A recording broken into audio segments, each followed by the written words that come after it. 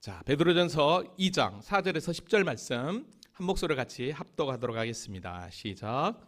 사람에게는 버림바가 되었으나 하나님께는 택하심을 입은 보배로운 산돌이신 예수께 나아가 너희도 산돌같이 신령한 집으로 세워지고 예수 그리스도로 말미암아 하나님이 기쁘게 받으실 신령한 제사를 드릴 거룩한 제사장이 될지라. 성경에 이르렀으되 보라 내가 택한 보배로운 모퉁이돌을 시온에 두노니 그를 믿는 자는 부끄러움을 당하지 아니하리라 하였으니 그러므로 믿는 너희에게 보배이나 믿지 아니하는 자에게는 건축자들이 버린 그 돌이 모퉁이의 머릿돌이 되고 또한 부딪히는 돌과 걸려 넘어지게 하는 바위가 되었다 하였느니라. 그들이 말씀을 순종하지 아니함으로 넘어지나니 이는 그들을 이렇게 정하신 것이라. 그러나 너희는 택하신 족속이요 왕같은 제사장들이요 거룩한 나라요 그의 소유가 된 백성이니 이는 너희를 어두운 데서 불러내어 그의 기이한 빛에 들어가게 하신 이의 아름다운 덕을 선포하게 하려 하심이니라. 너희가 전에는 백성이 아니더니 이제는 하나님의 백성이요 전에는 국류를 얻지 못하였더니 이제는 국류를 얻은 자니라. 할렐루야. 하나님 살아계십니다. 살아계시는 하나님은 변함없는 사랑과 은혜로 우리와 늘 함께 하시는 하나님이신 줄로 믿습니다. 우리는 지난 2주 동안 우리나라의 갑작스러운 계엄 선포와 해제, 그리고 어제는 대통령 탄핵, 엄청난 쓰나미를 경험하고 있습니다. 그러나 아직 끝난 게 아니죠. 기독인으로서 속히 정치와 경제와 모든 부분에서 안정을 찾고 이 나라 이 민족이 다시금 정말 웃을 수 있는, 그리고 하나님이 복 주시는 나라로 세워지기를 우리는 기도해야 될 줄로 믿습니다. 우린 지금 계속해서 신약성경 공동서신으로 분류된 베드로 사도가 기록한 베드로전서를 함께 공부하고 있습니다. 사실 베드로는 누구보다도 예수님 최측근으로 있으면서 주님과 동행을 했었습니다. 그러나 그에게는 늘 그림자처럼 달라붙은 예수님을 배반했다라고 하는 그 딱지가 그를 사실 힘들게 했을 것입니다. 그래서 베드로 전후서를 계속 묵상하면서 설교를 준비하다 보니까 저희가 어떤 마음이 이렇게 감동이 되냐면, 다른 사도들이 쓴 편지보다 이 베드로 전후서의 말씀이 훨씬 더 베드로 사도의 그 마음의 간절함이 더 묻어 있다라는 것을 느끼게 됩니다. 그러다 보니까 성경 한 구절 한 구절 속에 복음에 대한, 그리고 그 복음을 알고 믿고 있는 그리스도인들이 어떻게 살아야 될 것인가에 대한 삶을 너무 자세하게 잘 설명하고 있다라는 거죠. 이렇게까지 베드로 사도가 얘기한다라는 것은 그가 복음을 만나고 예수를 만나고 예수의 증인의 삶을 살아가는 데 있어서 이게 진짜 그리스도인이구나, 이게 진짜 그리스도의 삶이구나 라는 것을 분명하게 오늘 우리에게 가르쳐주기 위함이라고 저는 생각을 합니다. 오늘 본문을 보면 여러분, 베드로가요 구약의 말씀들을 많이 인용을 합니다. 근데 그 구약의 말씀들을 인용을 하면서 예수 그리스도와 잘 연결을 시켜요. 그러면서 더 나아가서는 구원받은 성도들의 영적 신분이 얼마나 위대한지, 그리스도인의 정체성을 확실하게 오늘 본문은 소개하고 있다는 거죠. 제가 여러분들에게 누누이 말씀드렸지만 신앙생활에 있어서 나의 정체성, 내가 누군지를 아는 게 첫 출발이라고 그랬어요. 왜냐하면 내가 누군지를 알 때 예수가 필요한 것이고 하나님의 은혜가 왜 나에게 임하였는가를 바로 알기 때문인 거죠. 그래서 나를 아는 것, 그게 곧 신앙의 출발이에요. 어쩌면 베드로 사도는 내가 어떤 존재인지, 우리가 어떤 존재인지를 계속해서 1장에서 이야기를 했었고 또 2장으로 넘어와서 보니까 또 얘기하고 있는 거예요. 그럼 지난 시간 말씀을 잠깐 정리하고 오늘 본문을 통해서 제가 설교 제목을 성도의 영적 신분이 어느 정도인지 아시는지, 얼마나 위대한지 그걸 소개하고 있는데요. 우리 함께 살펴보기를 원합니다. 베드로 전서 1장 후반부에서는 우리에게 주어진 구원이 얼마나 하나님의 놀라운 구원인지, 위대한지 하늘의 천사들도 구원 역사를 알기를 원한다라고 그랬습니다. 그러면서 우리가 지난 시간에는 구원받은 자의 삶의 방향은 어디를 향해 시선을 둬야 하는가, 어디를 향해 나아가야 하는가 잠깐 생각해 보았어요. 그 첫 근거로는 다른 게 아니었죠. 진리를 순종함으로 우리의 영혼이 깨끗함을 입게 되었다고 그랬습니다. 그러니까 이제는 거짓 없이 형제를 사랑할 수 있는 자가 되었기 때문에 뜨겁게 마음을 다하여 형제를 서로 사랑하자라고 이야기를 했습니다. 그 이유는 다른 게 아니었죠. 우리는 다 같이 나의 어떠함으로 거듭난 것, 구원받은 게 아니라 썩어질 씨로 된 게 아니라 썩지 아니할, 즉 살아있고 항상 있는 하나님의 생명의 말씀으로 우리가 구원함을 받았기 때문에, 우리가 이런 존재이기 때문에 이제는 형제를 사랑해야 된다라고 이야기를 했습니다. 이를 증명하기 위해서 이사야서 40장 말씀을 끌고 와서 모든 육체는 풀과 같고 그 모든 영광은 풀의 꽃과 같으니 풀은 마르고 꽃은 떨어지되, 잠시 잠깐은 화려해 보이지만 그러나 결국은 마르고 떨어지지만 남는 것은 주의 말씀은 세세토록 있다라고 그랬어요. 그러면서 이 말씀이 너희에게 전한 복음의 말씀이다라고 그랬어요.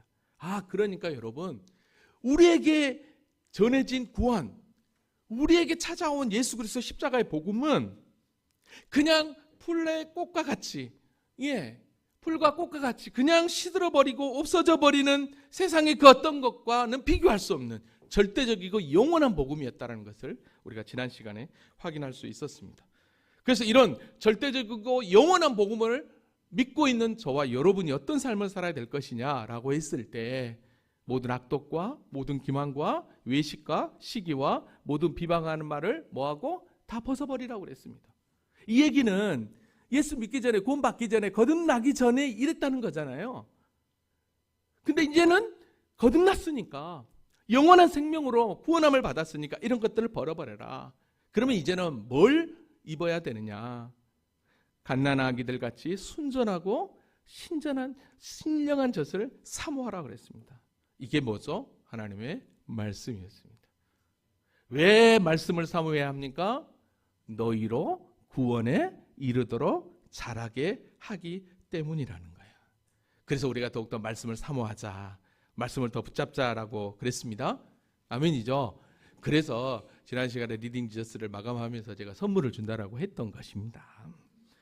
우리가 영혼을 사모하는 마음을 가지고 주님 앞에 말씀을 사모하는 마음으로 나아가면 우리 주님은 분명히 우리 가운데 좋은 것으로 채워주신다라고 분명히 약속해 주셨던 것을 우리가 확인하게 됩니다.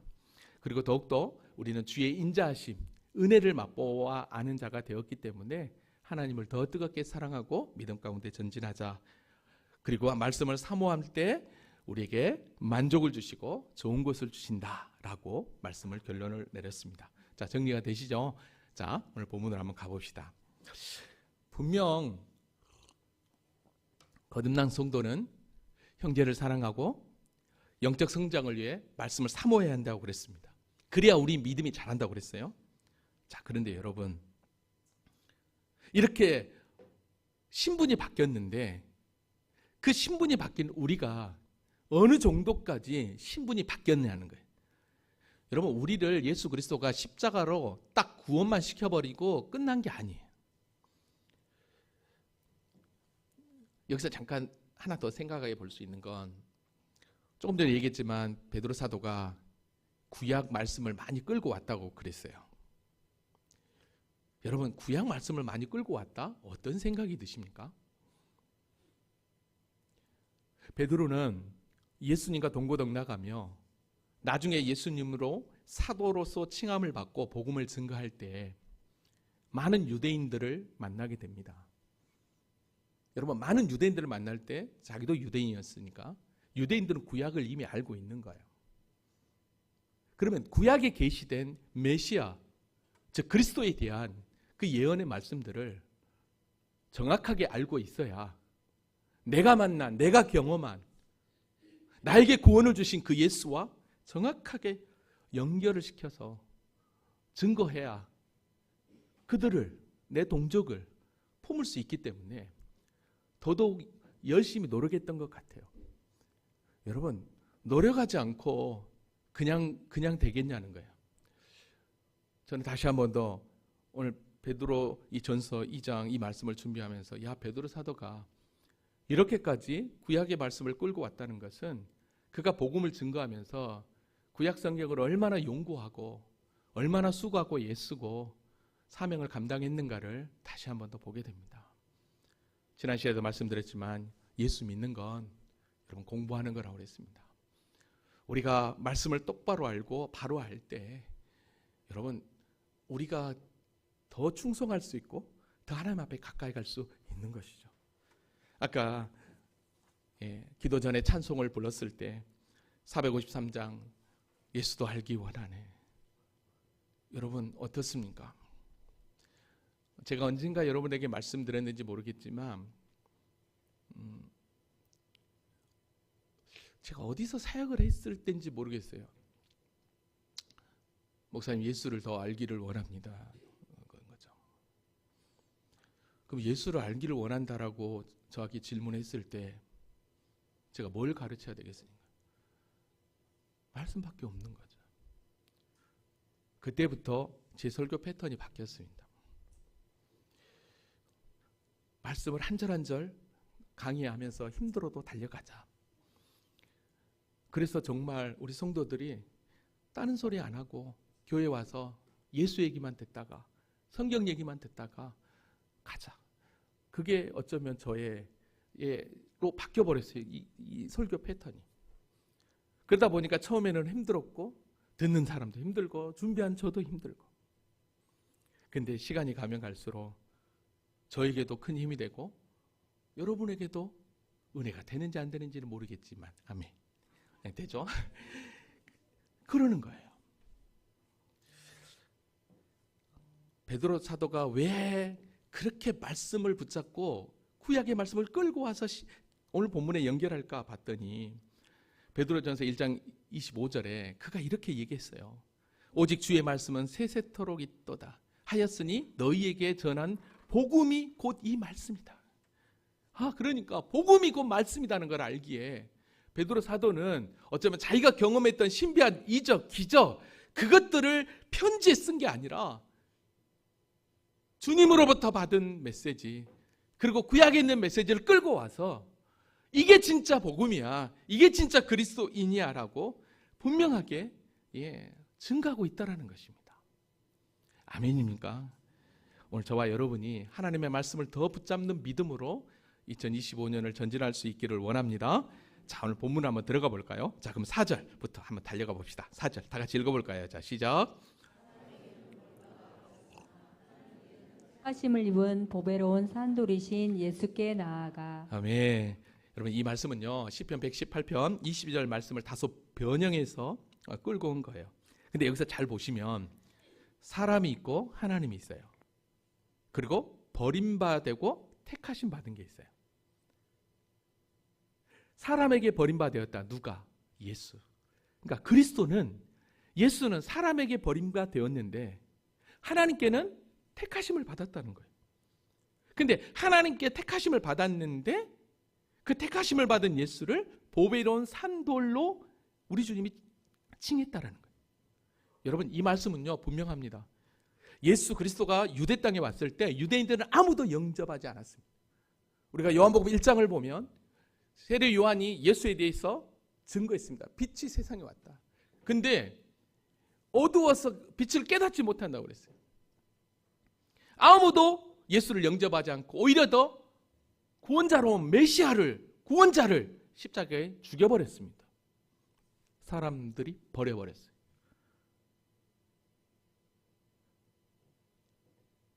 이것으로 메시아의 사역, 예수의 사역이 끝난 게 아니라 사도 베드로는 너희가 죽인 그 예수를 하나님은 절대 버리지 않았다는 거예요. 오히려 더 너희가 버린 그 예수를 택하여서 살아있는 돌, 산돌이 되게 했다라는 거죠. 여러분 여기서 산돌이라고 하는 이 표현을 할 때 이게 리스토존테스라고 하는 헬라어인데 생기가 넘치는 다듬어진 돌이라고 하는데 이 리스토라는 돌이 이 말이 이 돌인데 이 돌이 예수님이 십자가에 달려 죽으시고 돌문을 이렇게 닫았을 때 그 돌문을 할 때 이 리스토라는 단어라는 거죠. 아 그러니까 여기서 하나님께서 택하심을 입은 보배로운 산돌이 되겠다라고 하는 것은 바로 사람은 예수를 버리고 죽였지만 하나님은 그 사람이 버린 예수를 택하여서 다시 부활케 하셔서 산돌이 되게 하셨다. 이렇게 이야기하면 됩니다. 할 수 있는 것이죠. 근데 오늘 4절 이 말씀이요. 베드로 사도행전 2장에 가보면 오순절 성령 강림 사건 이후에 대중들 앞에서 설교할 때 이 설교를 했어요. 그 현장으로 가보면 그가 하나님께서 정하신 뜻과 미리 하신 대로 내준 바 되었거늘 너희가 복없는 자들의 손을 빌려 못 박아 죽였으나 하나님께서 그를 사망의 고통에서 풀어 살리셨으니 이는 그가 사망에 매어 있을 수 없음이라. 어때요? 이 말씀이 오늘 여기 4절 말씀이에요. 사람에게 버림받아 되었으나 하나님께 택하심을 입은 보배로운 산들이 됐다라는 그 뜻인 거죠. 여러분 이 4절 한 절만 딱 초대교회 성도들이 받았을 때 어떤 생각이 들었을 거라고 여러분 생각하십니까? 제가 처음 베드로전서를 강의할 때 베드로전서를 기록하게 된 그런 배경들을 봤을 때 그때가 언제냐 바로 로마에 의해서 네로 황제의 엄청난 핍박이 기독교인들에게 있을 때라고 그랬습니다. 4절 말씀을 받아들일 때 이런 생각을 하지 않았을까요? 자신들도 지금 예수님처럼 로마로부터 세상으로부터 버림을 당하지만 하나님은 버림받은 예수를 택하여 살아있는 자로 세워준 것처럼 우리도 지금 세상으로부터 로마로부터 버림을 당하지만 그러나 하나님으로부터 택하심을 받았기 때문에 우리도 주님의 살아계심처럼 우리도 살려줄 거라고 하는 그 믿음이 저는 이들에게 생겼을 거라고 생각을 합니다. 그러기에 순교의 자리까지도 그들이 배도하지 않고 끝까지 주님을 붙잡았기 때문에 그 붙잡는 그 복음 때문에 지금까지도 우리나라까지도 이 열방을 향해 복음이 증거된 줄로 믿습니다. 여러분 이 말씀이 저와 여러분에게도 동일하게 적용된다는 사실 아십니까?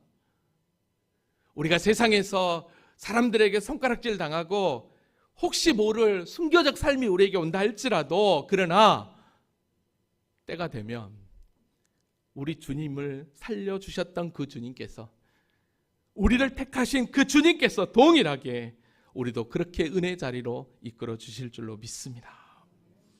자 그런데요 베드로 사도는 이런 놀라운 은혜가 임하는 그 성도들을 향해 여러분 어디까지도 영적 신분을 높여주냐면 오늘 본문 5절에 보니까요 너희도 산돌같이 그래요. 지금 산돌이 누구였어요? 예수님이었잖아요. 근데 너희도 산돌이래요. 그러면 이 얘기는 무슨 얘기예요? 성도 너희도 예수님과 똑같은 동급으로 취급해준다는 거예요. 여러분 이게 어떻게 가능하죠? 이건 다른 게 아니에요. 예수 그리스도를 믿는 자는 누구든지 산돌이신 예수 그리스도와 연합이 되기 때문에 그게 가능한 거예요. 그러니까 성도는 허물과 죄로 죽었던 자들이었는데 예수 그리스도로 말미암아 주님이 죽으심으로 부활하셔서 우리를 살려주셨던 것처럼 이제는 예수 그리스도를 믿는 자는 다시 그 죽음에서 다시 살아나서 그래서 어떡합니까? 살아있는 자 산돌이 되는 것입니다.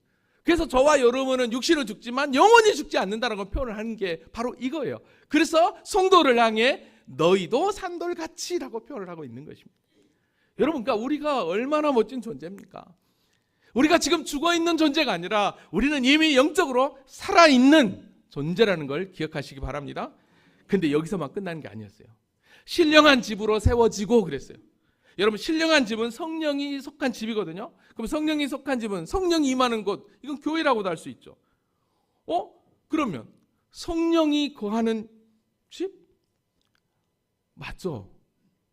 저와 여러분을 이야기해요. 그래서 고린도서 6장 19절에 뭐라고 얘기하고 있냐면 이걸 빼버리네요. 너희 몸은 너희가 하나님께로부터 받은 바 너희 가운데 계신 성령의 전인 줄 알지 못하느냐? 성령의 전인 줄 알지 못하느냐? 우리가 성전이 되는 거예요. 그러니까 신령한 집으로 세워지고, 그러니까 우리를 산돌처럼 예수님처럼 그런 영광된 자리로 이끌어 주시고, 우리를 성전으로, 교회로 우리를 세워 주시고, 누구로 말미암아? 예수 그리스도로 말미암아. 여러분, 그럼 이걸로만 끝나느냐? 아니었어요. 하나님이 기쁘게 받으실 신령한 제사를 드릴 거룩한 제사장으로까지도 우리를 세워 주셨다는 거예요. 여러분, 이게 얼마나 큰 축복인지 모릅니다. 우리가 어떻게 하나님을 예배하는 제사장이 되었냐는 거예요. 여러분, 출애굽기 19장 6절 말씀을 끌고 왔거든요. 너희는 내게 대하여 제사장 나라가 되며 거룩한 반석이 되리라. 너는 이 말을 이스라엘 자손에게 전할지어다 라고 이스라엘 백성들과 언약을 맺으면서 해줬던 약속이에요. 근데 구약시대에 잘 보면 이스라엘을 제사장 나라 거룩한 백성으로 삼았지만, 그러나 제사장은 우리가 아는 대로 아무나 될 사람이 안 됐어요. 레위지파 아론의 계열만 제사장의 직무를 감당했어요. 근데 이제는 뭐라고 얘기합니까? 성도 모두를, 구원받은 모두를 하나님이 기쁘게 받으실 신령한 제사를 드릴 뭘로 된다고요? 제사장으로 우리를 삼아 주셨다는 거예요. 와, 여러분 한번 봐보십시오. 그러니까 성도가 구원받고 그걸로만 딱 끝나는 게 아니라 예수님처럼 그런 신령한 자로, 살아있는 자로, 다시 부활한 자로 세워주시고, 주님이 거하시는 성전, 교회로 세워주시고, 누구 때문에? 예수님 때문에. 그리고 하나님을 기쁘시게 받으실 만한 신령한 제사를 드리는 거룩한 제사장으로 세워주셨다는 거예요. 여러분, 이게 얼마나 큰 축복이에요. 그래서 우리는 영적 제사장이라고 얘기하고, 그래서 로마서 12장 1절에 사도 바울이 우리에게 이렇게 얘기하는 거예요. 너희 몸을 하나님이 기뻐하시는 거룩한 산 제물로 드리라. 이는 너희가 드릴 영적 예배니라. 여러분, 왜 이게 가능해요? 조금 전에 그랬잖아요. 너희 몸을 하나님이 기뻐하는 거룩한 산 제물로 드리라. 우리가 영적 제사장으로 세워졌기 때문인 거예요. 그래서 우리의 삶은 이제는 어떡합니까? 모든 게 예배예요. 모든 삶이 예배라는 것은 다른 게 아니에요. 학생들은 학교에서 열심히 공부하는 거, 그게 하나님께 드려지는 영적 예배예요. 여러분들은 가정에서 일터에서 열심히 여러분에게 주어진 사명을 감당하는 것, 그게 뭐예요? 예배예요. 그러면서 그 예배를 드리면서 이제는 어떡합니까? 공예배는 이렇게 하나님 전에 다 같이 모여서 주의 이름을 찬양하며 함께 영광 돌리는 거예요. 그래서 이 예배를 우리가 표현할 때 쉽게 대예배라는 표현을 하는 이유가 바로 여기에 있는 거예요. 그러니까 우리는 이제 모든 삶이 예배가 되는 거예요. 예배가. 그래서 히브리서 13장 6절에도 오직 선을 행함과 서로 나누어 주기를 잊지 말라. 하나님은 이 같은 제사를 기뻐하시느니라. 그러니까 우리가 선행하고 나눠주는 것, 그것조차도 무엇입니까? 하나님께 뭐 하는 거예요? 예배 드리는 거예요. 아멘이에요? 그러니까 우리는 모든 삶이 어떡합니까? 예배자의 삶이 되는 게 예배자의 삶. 얼마나 큰 축복입니까? 그래서 언제든지 하나님 앞에 영광 돌릴 수 있는 삶을 살아내는 거예요. 영적 제사장이 된 거예요.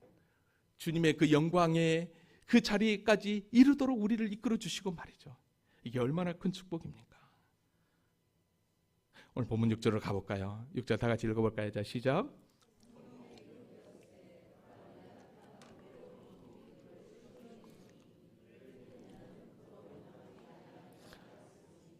잘 보세요. 성경이 기록되었으니까 또 성경이 기록됐겠죠. 이거는 시편, 이사야 28장 16절 말씀이에요. 보라, 내가 택한 보배로운 모퉁이 돌을 시온에 두노니 그랬어요. 내가 택한 보배로운 모퉁이 돌, 이게 누굴까요? 예수님을 의미해요. 모퉁이 돌은 벽과 벽을 연결하여 건축물을 지탱하는 가장 핵심적인 역할을 하는 거죠.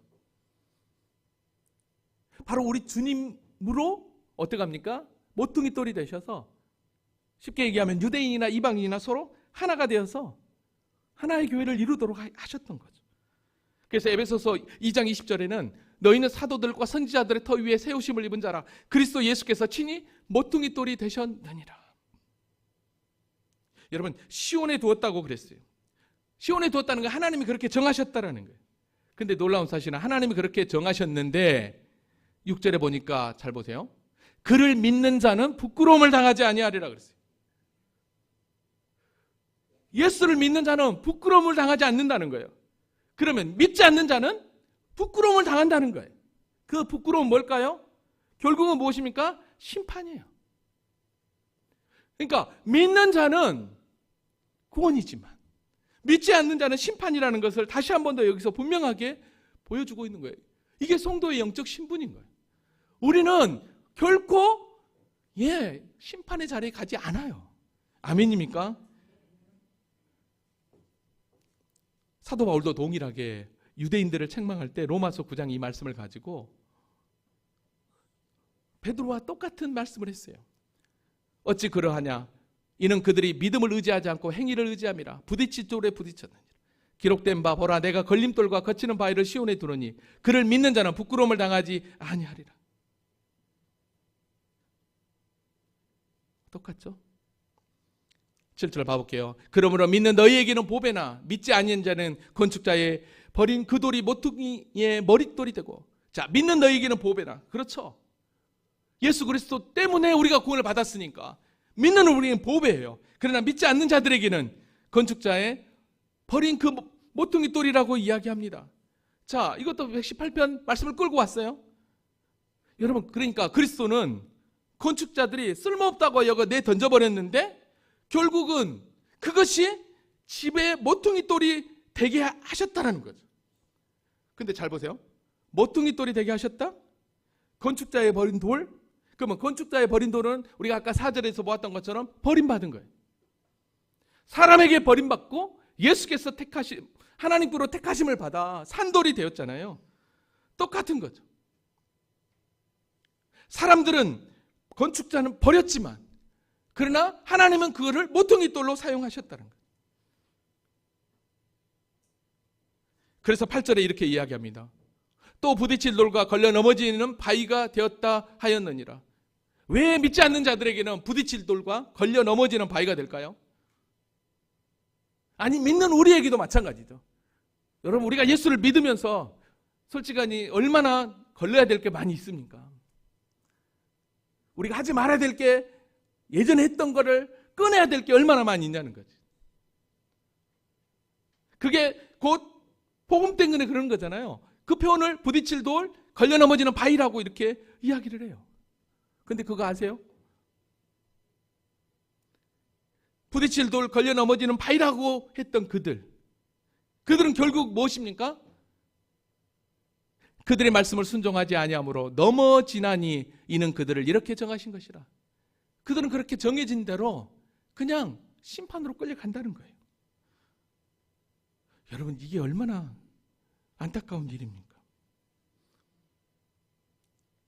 그런데 오늘 저와 여러분은 예수 그리스도가 보배가 되었고 그래서 구원에 이르렀고 그러나 믿지 않는 자들에게는 부딪힐 돌, 걸려 넘어지는 바위처럼 여겼던 그 예수가 결국은 그들의 심판의 대상이 되고 있다라는 것입니다.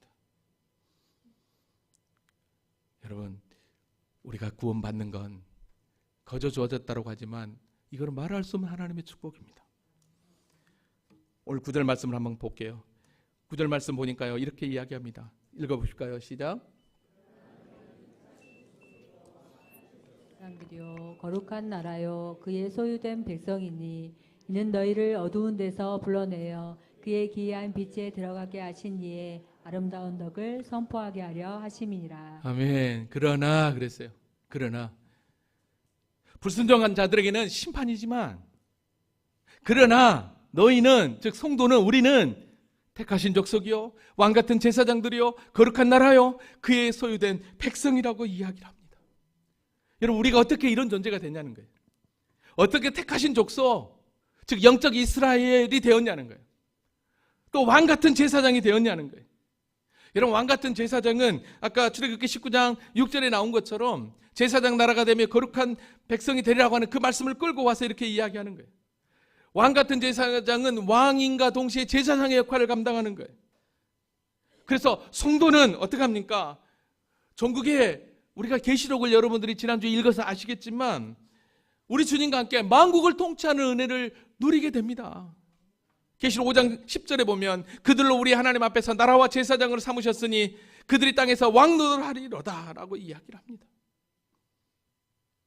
거룩한 나라는 구별됐다라는 거예요.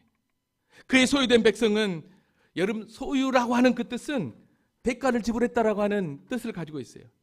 이 말은 우리 주님께서 우리를 소유 삼게 해요. 대가를 지불했다라는 거예요. 어떤 대가? 아들을 십자가에 죽이는 대가. 여러분, 저와 여러분이 무엇이기에 이런 놀라운 대가 지불을 통해서 구원받은 하나님의 자녀로 쓰게 되었냐는 거예요. 이게 하나님의 구원 역사였던 거죠.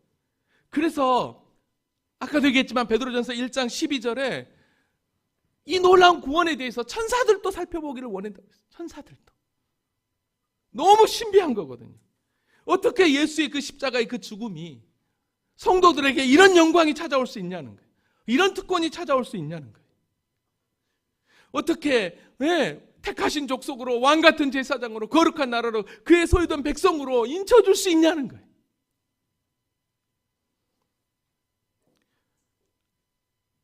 근데 여러분, 하나님이 이렇게 우리를 부르신 이유는 분명한 목적이 있다는 거 아십니까? 왜 하나님께서 우리를 이렇게까지 이끌어 주셨는지 그 이유는 다른 게 아니었어요. 오늘 9절 하반절에 있습니다. 이는 너희를 어두운 데서 불러내어. 그죠? 어두운 데서 불러냈다는 것은 죄와 사망에서 불러냈다는 거잖아요.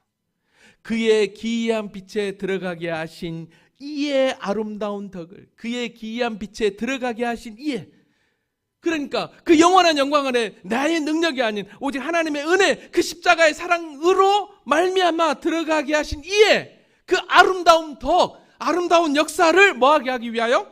선포하기 위하여. 할렐루야.